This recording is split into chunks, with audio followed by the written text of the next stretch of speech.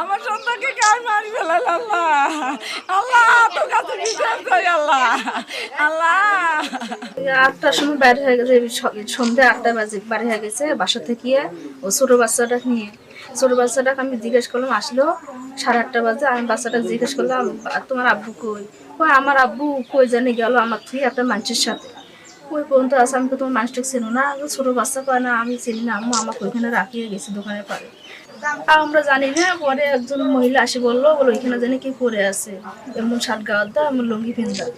পরে আমার শাশুড়ি আর আমি যা দেখি পরিয়া উপর হয়ে আছে ওইখানে। তাও আমি কই যাবো, আমার কাছে মোবাইলও না।